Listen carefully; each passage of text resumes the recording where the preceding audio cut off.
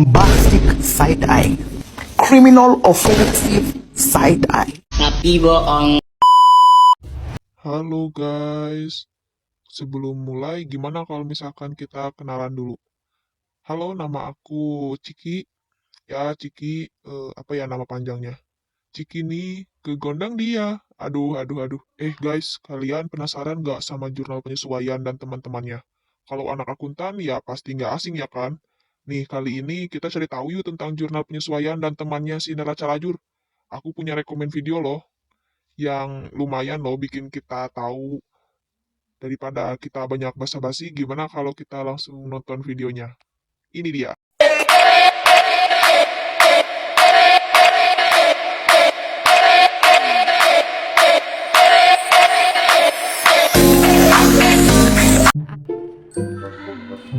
Dil, kamu lagi buat apa sih?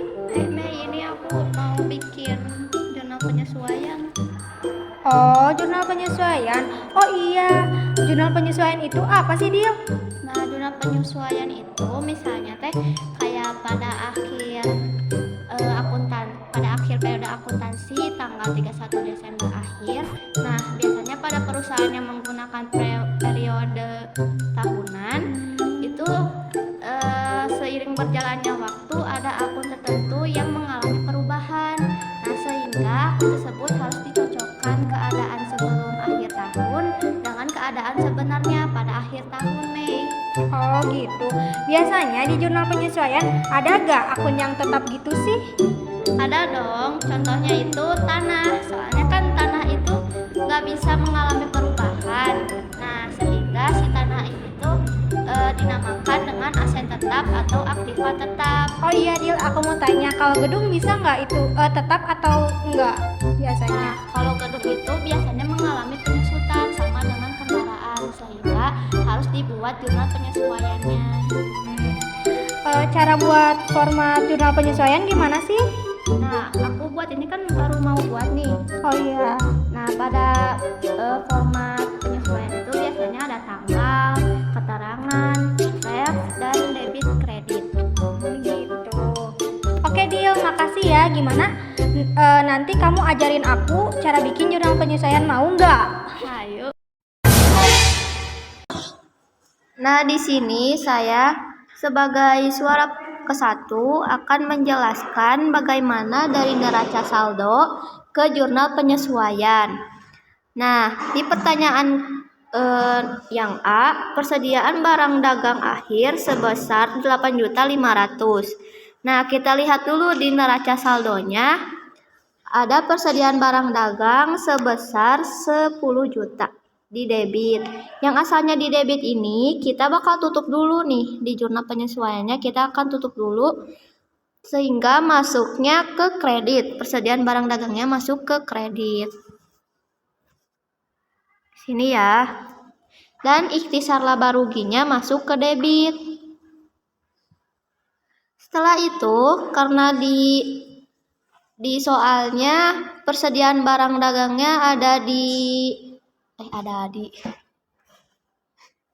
sebesar 8.500.000. Persediaan barang dagang akhirnya sebesar 8.500.000. Dimasukkan ke debit. Nah, lalu ikhtisar laba ruginya masukkan ke kredit. Lanjut lagi teman-teman ke soal yang B. Perlengkapan yang tersisa sebesar 2.100.000. Nah, sebelum kita masukkan ke jurnal penyesuaian, kita hitung dulu nih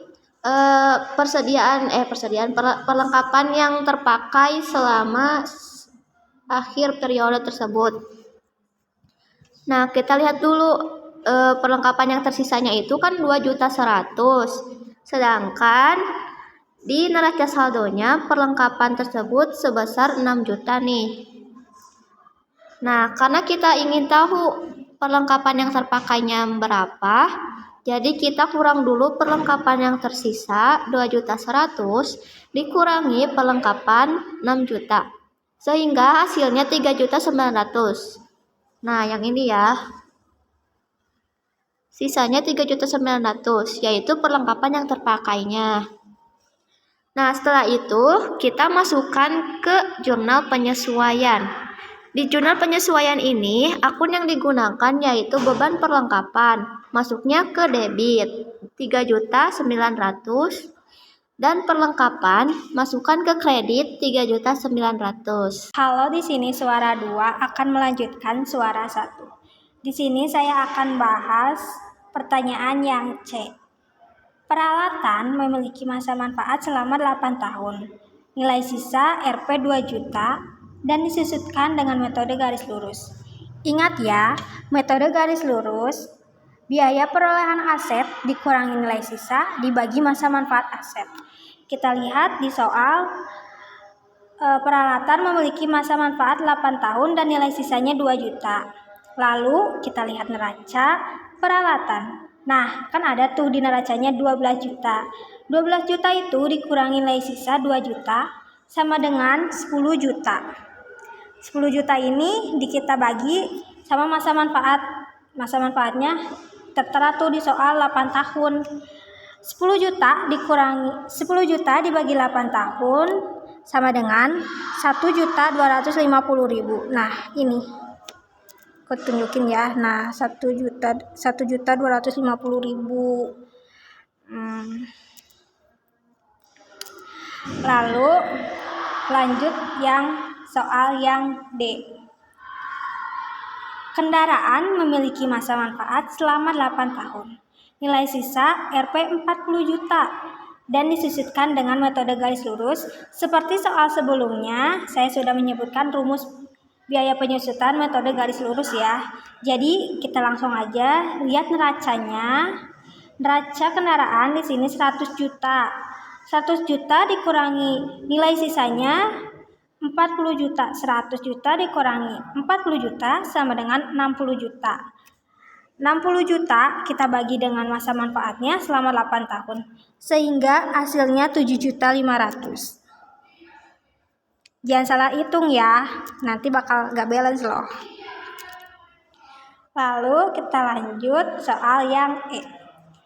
Gedung memiliki masa manfaat selama 20 tahun tanpa nilai sisa.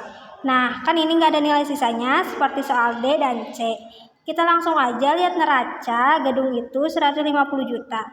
150 juta itu kita langsung bagi aja sama masa manfaatnya selama 20 tahun sehingga hasilnya sama seperti yang kendaraan. Gedung juga hasilnya 7.500.000.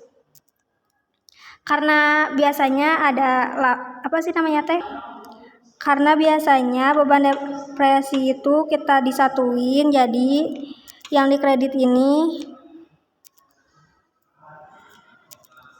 kita tambah jadi simpen di debit, ditambah dan hasilnya 16.250.000. Lanjut soal yang F.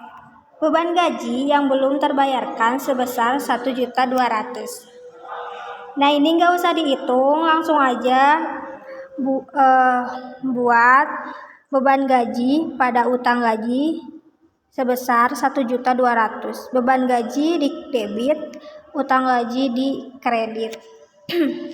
Soal yang terakhir, beban iklan dibayarkan untuk 10 kali penerbitan dan telah terbit sebanyak 3 kali. Kita lihat di neraca beban iklan sejumlah 1.200.000 dan dibayarkan untuk 10 kali. Nah, 1.200.000 ini kita bagi 10 dan jumlahnya 120.000 karena yang diterbitkannya baru 3 kali, jadi 120.000 dikali 3, jadi 360.000. Dan yang belum terbayarkannya 7, jadi 1.200.000 dikurangi 360.000 berjumlah 840.000. Jadi di jurnalnya iklan dibayar di muka pada beban iklan. Hasilnya 840.000.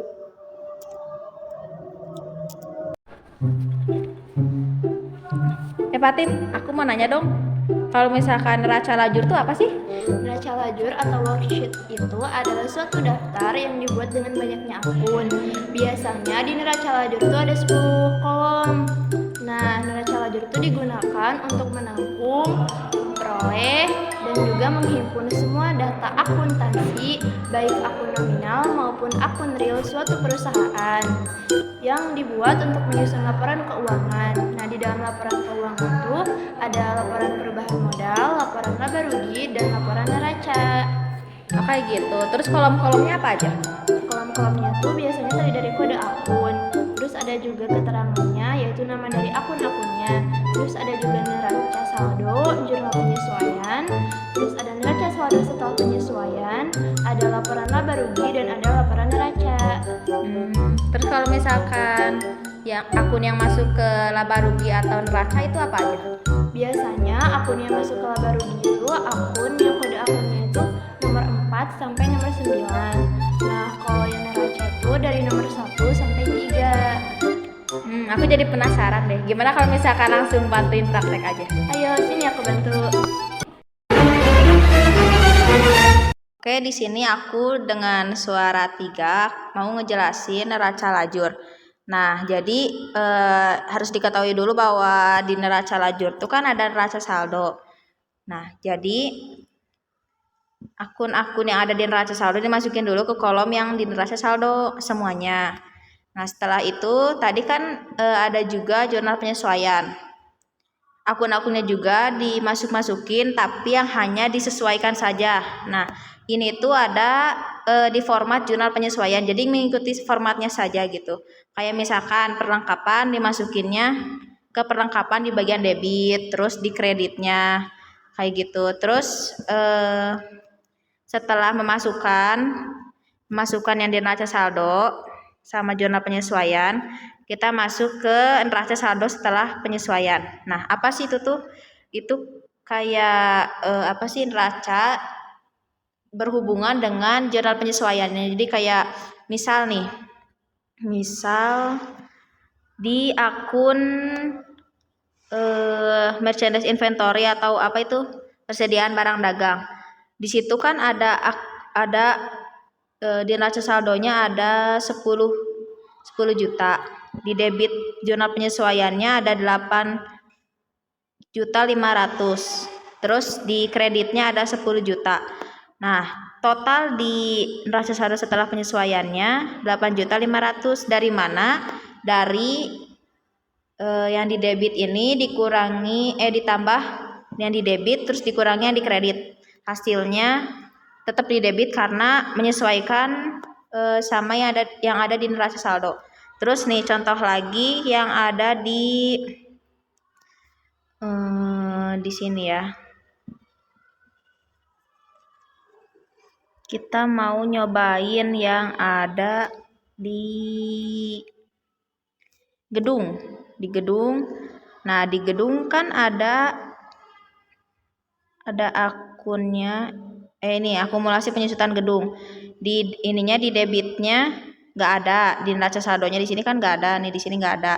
Tapi di jurnal penyesuaiannya ada. Terus dimasukinnya ke kredit. Nah, jadi di neraca saldo setelah penyesuaiannya dimasukinnya di kredit karena mengikuti yang ada di jurnal penyesuaian. Kenapa nggak di neraca saldonya?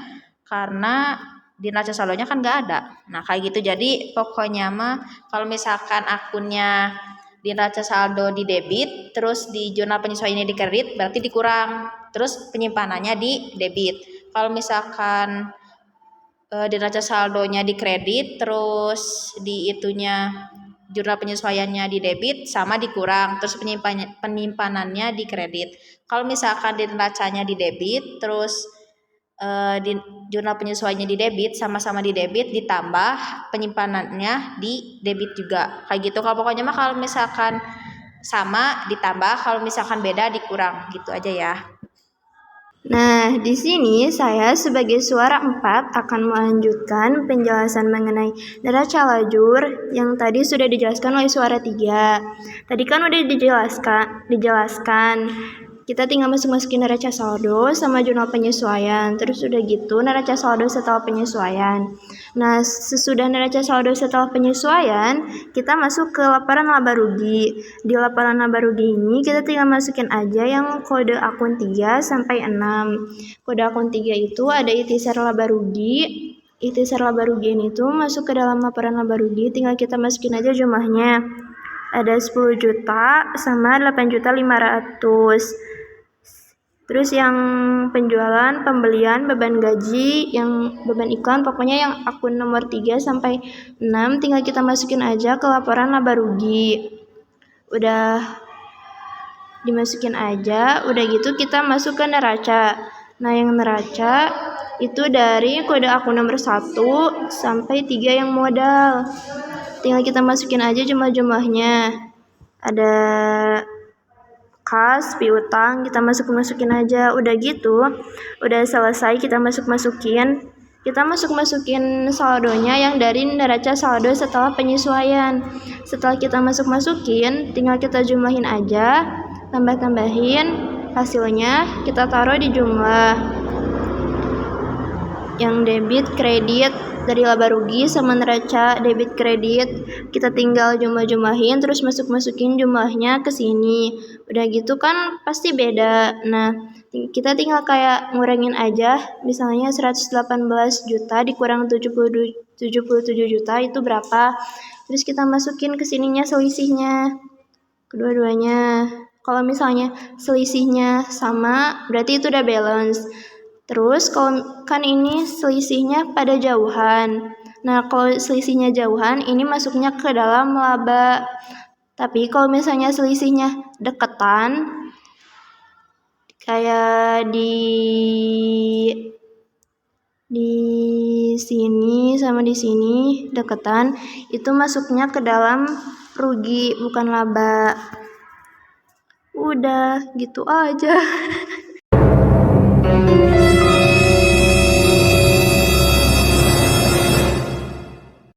Jadi gimana guys? Udah tahu belum?